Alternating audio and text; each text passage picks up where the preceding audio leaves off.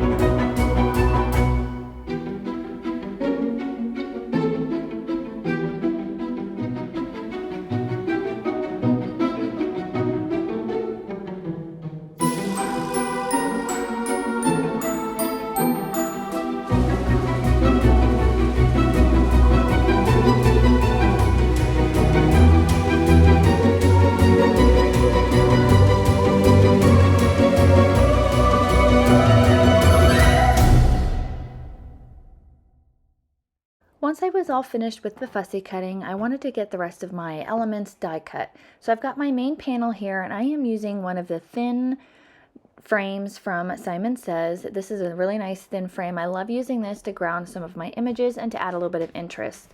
So I die cut that out, and it leaves this really thin, skinny border around the area that you die cut.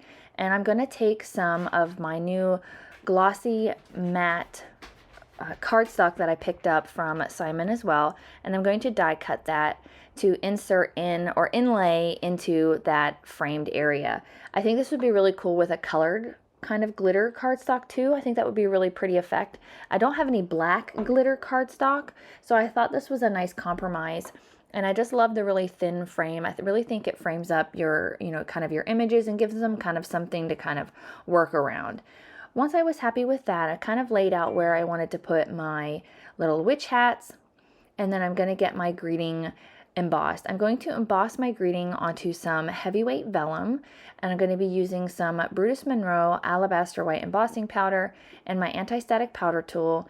And when you're heat embossing on vellum, you want to make sure that your heat gun is really warm so that it can melt the embossing powder pretty quickly. I'm going to use a circle die to cut out my greeting once I have it all embossed. And I'm going to do my favorite kind of stacking of vellum. I know this is kind of like a repetitive thing that you see a lot in my videos, but I really think this is a kind of cost-effective way to adhere vellum instead of having to go out and get another adhesive form or something like that. Using this nice glue stick from Simon Says stamp is, I think, a really great alternative to having to get any more adhesive options. Here I've got my heat gun all nice and heated up, and I'm going to go ahead and heat up my greeting and get it nice, smooth, and melted. Once I had my greeting adhered to the different layers of vellum, I can go ahead and get my card assembled.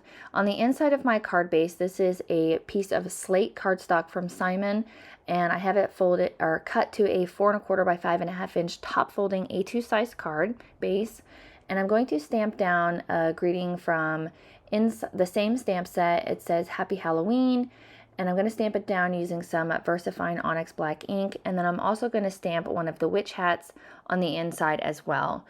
I really think these witch hats are super cute, and I just love the way that this black looks on top of this slate cardstock. It's so easy that you can still write over top of it with a nice black ink or even a white ink, and it'll still show up just fine.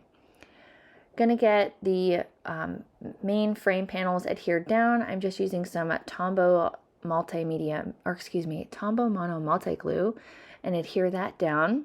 You could easily pop these up to make it a little bit more dimensional. I'm going to pop up my greeting as well as my little witch hat, so I just went ahead and adhered this down nice and flat.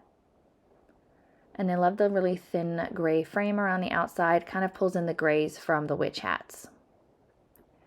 I'm going to use that same glue to attach my little thin frame. You could use a tape runner here as well. My tape runner ran out and I have to get some more, so I really like using liquid glue as well because you can kind of slide the little frame through the adhesive and adhere it on the back and kind of push and slide it into place. Kind of gives you a little bit of wiggle room, especially with these little thin frames. Once I get that all adhered and into place, we're going to adhere that second part of our panel. Make sure I get it around the right way, and I'm just going to adhere that flat as well. And I just love the way that these mica sprays backgrounds turned out. They look so fun.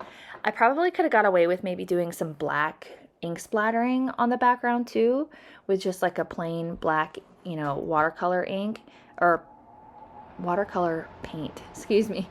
I think that would look really cool as well. Just using some 3M foam squares, or I guess these are scrapbook adhesives. You can still kind of see the adhesive through the vellum. I probably could have got away with another layer of the vellum, but I wasn't super concerned about it. Once I get all my elements on there and my embellishments, you don't really notice it too much. I'm going to start adhering my little witch hats, and I'm just popping up different portions that are going to be off of the vellum, and whatever portions are going to be on top of the vellum piece, I'm just adhering that down with some liquid glue. So everything is going to be on the same level.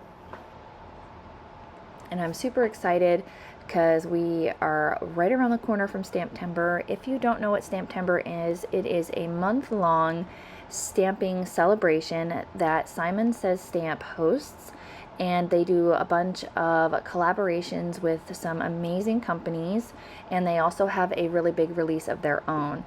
And it is such a fun celebration. You get to wake up or wake yourself up or stay up if you're one of those for all of the exclusive collaboration sets that Simon Says comes out, or Simon Says and the other companies come out with. Now they are exclusive, so that means that once they sell out, they're completely gone. Like, you can't get them anymore. And it's a really fun to kind of wait up and see what they can come up with together. And it's a lot of fun, and they just have lots of inspiration that entire month, and releases, and lots of companies come out with things. It's kind of the kickoff to the kind of fall and Christmas season. It's a lot of fun. Once I had all of my hats adhered, I went in with some of these Doris silver stars to add a little bit of shine in the background of my card here, and I'm just scattering them all across the card here. I didn't really have a plan in mind with this, I just kind of went with it. And then lastly, I'm going to go in with my Nuvo shimmer pen, and I'm just going to go over top of their little witch bands, and that will finish up this card for today. I really hope you enjoyed this fun witchy themed card for Halloween. I just love the way that it came together, and I'm having so much fun creating all of these Halloween cards. If you liked the video, please consider hitting the like button as well as the subscribe so you don't miss out on any more videos here at my YouTube channel. I hope you have a great day. I'll catch up with you again real soon. Bye!